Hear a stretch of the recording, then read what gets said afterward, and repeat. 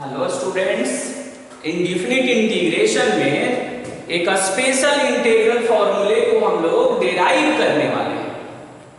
इसलिए मैंने हेडिंग डाला है, ये 9th लिखा हुआ है, 9 स्पेशल इंटीग्रल फॉर्मूला। एस मतलब है, एस का मीनिंग है स्पेशल इंटीग्रल और ये फॉर्मूला। 9 स्पेशल इंटीग्रल फॉर्मूले को डिस्कस करेंगे हम। तो आप बोलेंगे कि आपने तो टोटल 3 ही सिलेक्ट किया है। तो एक्चुअली ये जो 9 स्पेशल इंटीग्रल फॉर्मूला है ना, इसकी कुल संख्या 9 है और 9 को 3 टाइप में कैटेगराइज किया गया है। इसीलिए इसका 3 टाइप बनता है और हर टाइप में 3 इंटीग्रल रहता है। ओके, तो इस 3 इंटीग्रल को हम इवैल्यूएट करेंगे और इवैल्यूएट करने के बाद इस इंटीग्रल का यूज करके और डिफरेंट इंटीग्रल को इवैल्यूएट करेंगे जो इस पर बेस्ड होगा। अगर हम यहां से, तो वहीं लिखा हुआ है कि टाइप फर्स्ट है, डी आर जो देख रहे हैं वो डिनोमिनेटर है। डिनोमिनेटर का ये रैशनल फॉर्म कहलाता है। फिर आएगा डिनोमिनेटर का इरेशनल फॉर्म आएगा, फिर न्यूमरेटर का इरेशनल फॉर्म आएगा। 3 कैटेगरी होता है और हर कैटेगरी में 3 को डिस्कस किया जाता है। यानी ये तीनों जो है एक कैटेगरी का है। तीनों में सिमिलरिटी है। क्या सिमिलरिटी है? तो देखिए, ये डिनोमिनेटर को देखिए, ये भी डिनोमिनेटर को देखिए और इस डिनोमिनेटर को भी देखिए, सब देख रहे होंगे रैशनल फॉर्म में है और इसी में अगर रूट लग जाएगा तो ये बन जाएगा इरेशनल फॉर्म में। अभी क्या है ये? अभी इसका डिनोमिनेटर रैशनल फॉर्म में है, इसके बाद जो है डिनोमिनेटर इरेशनल फॉर्म में आ जाएगा।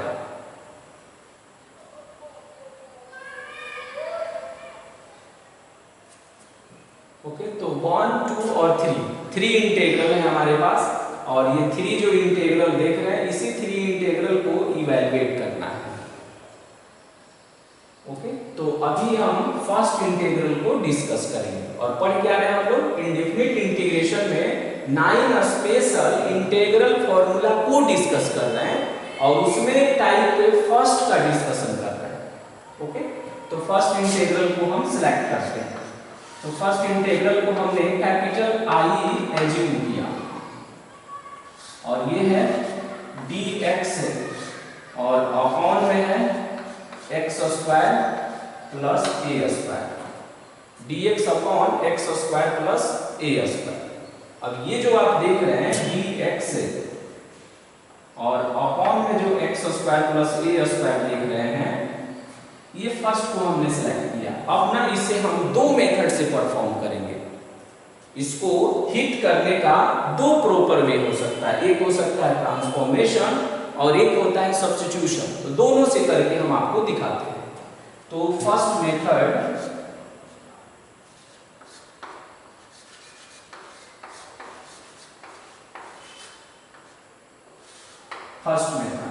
और फर्स्ट मेथड में क्या होगा? ट्रांसफॉर्मेशन से देखेंगे। फर्स्ट जो मेथड है ये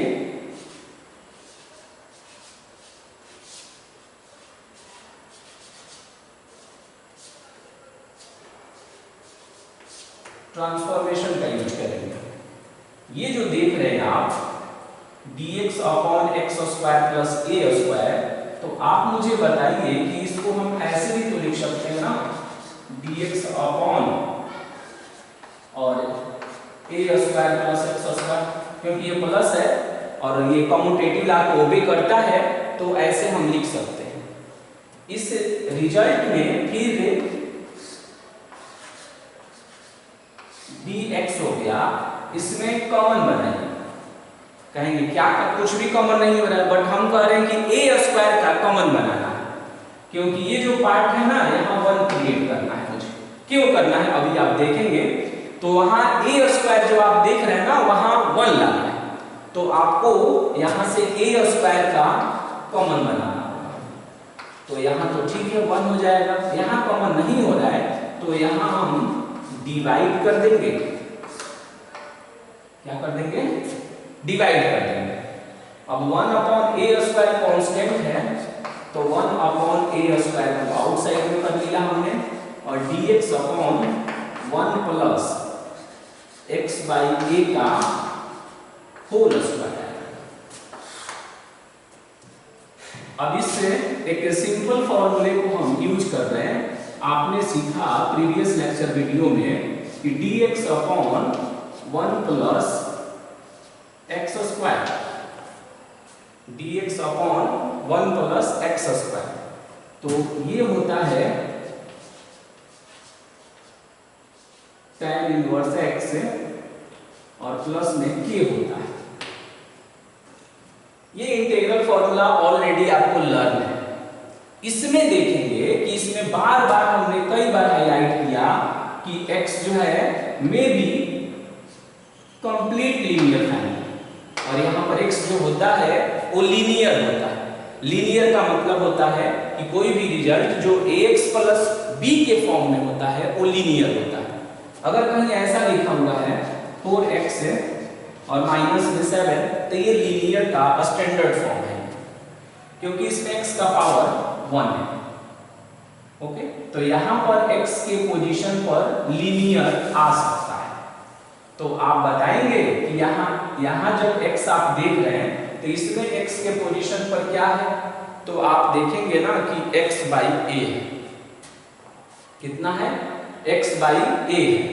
तो वहां जब x/a है तो यहाँ x का कोफिशिएंट देखिए, x का कोफिशिएंट देखिए, तो x का कोफिशिएंट है 1/a। x का कोफिशिएंट कितना है? 1/a वहां पर।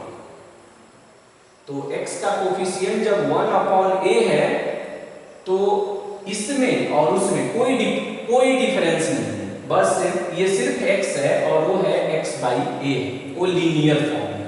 जैसे अगर कहीं ऐसे लिखा हुआ है x/2 प्लस में 7, ये भी लीनियर है। ओके, क्योंकि इस 2 से नहीं लेना देना है, मुझे देखना है कि x का पावर 1 है या नहीं। इट मींस कि इस इंटीग्रल फॉर्मूले को वहां अप्लाई कर सकते हैं। तो इसको जब यूज करेंगे तो कितना होगा? 1/a² और इसका इंटीग्रल फॉर्मूला है tan इनवर्स x है, और x का काम कौन किया है? तो x/a किया। x का कोफिशिएंट कितना है? तो x का कोफिशिएंट है 1/a, इससे डिवाइड भी करना होगा और प्लस में k, एक a से a के कैंसिल होगा और फाइनली ये बनेगा 1/a tan इनवर्स x/a और प्लस में k हो गया। यानी इसका इंटीग्रल फॉर्मूला हमने डेवलप किया 1/a tan इनवर्स x/a और प्लस में k। फर्स्ट वाले का इंटीग्रल फॉर्मूला हमने डेवलप कर दिया। बार बार ये चीजें जो फोकस कर रहे हैं उसको फिर से एक बार रिकैपिचुलेट करते हैं। यहाँ जो आप x देखते हैं ना, वो x जो है मे बी लीनियर का स्टैंडर्ड फॉर्म हो सकता है। यहाँ x हमेशा लीनियर होता है। तो जब भी आप इस इंटीग्रल फॉर्मूले का यूज करेंगे तो ये नहीं खोजेंगे कि यहाँ हमेशा x ही रहना चाहिए। x के जगह पर 2x हो सकता है, x के जगह पर 2x प्लस 7 हो सकता है, x के जगह पर 2x माइनस 9 हो सकता है, तब भी ये फॉर्मूला यूज होगा। दूसरी बात जब हम ऐसा सिचुएशन आता है तो फॉर्मूला तो यूज करेंगे, हम x का जो गुणांक है ना उस पर भी पैनी नजर रखते हैं। x का जो गुणांक है उस पर भी पैनी नजर रखते हैं, क्योंकि उससे मुझे डिवाइड करना है। ऐसा हमने प्रीवियस में डिस्कस किया था। तो जो x का गुणांक है ना उससे मुझे डिवाइड भी करना है इसे। ओके, तो ये फर्स्ट इंटीग्रल जो है कंप्लीट हुआ, इसका फर्स्ट मेथड। इसी को आप देखेंगे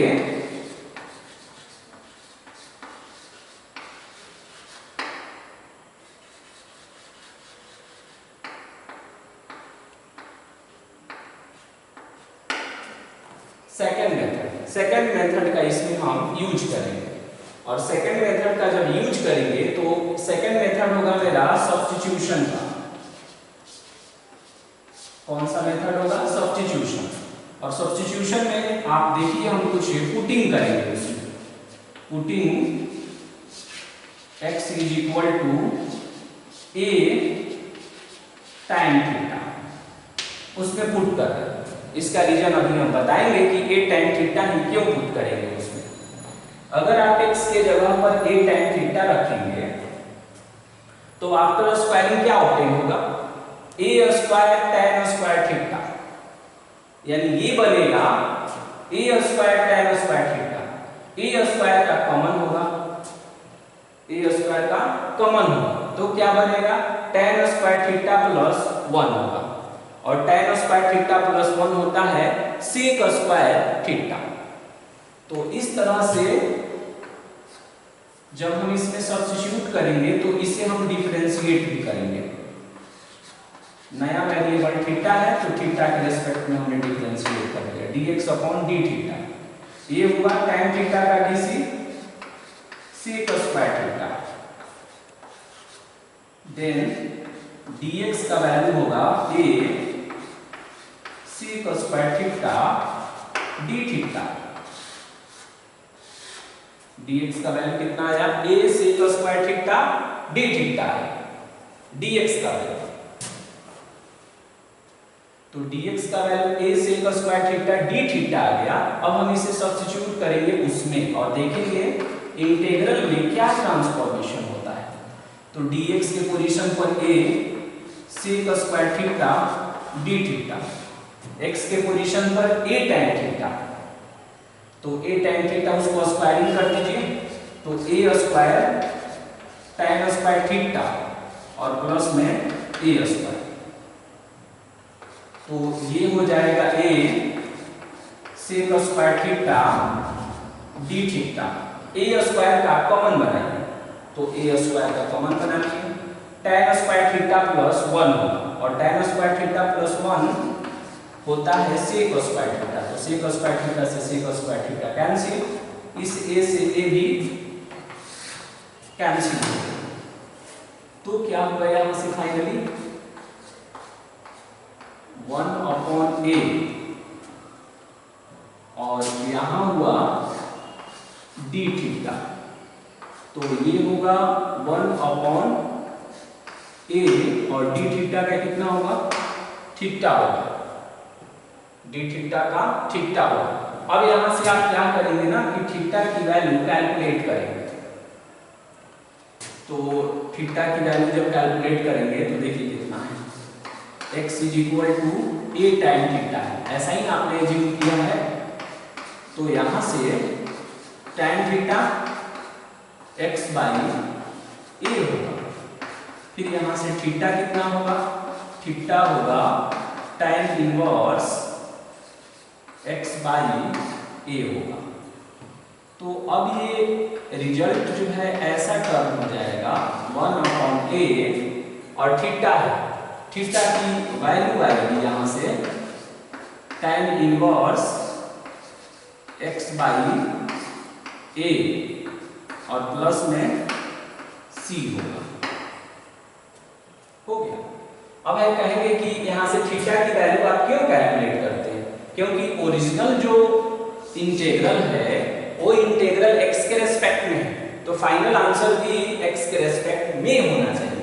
तो क्या देखा आपने कि फर्स्ट वाले इंटीग्रल को हमने ट्रांसफॉर्मेशन से किया एज वेल एज सब्स्टिट्यूशन से भी परफॉर्म किया और दोनों से हमने सेम रिजल्ट को ऑब्टेन किया।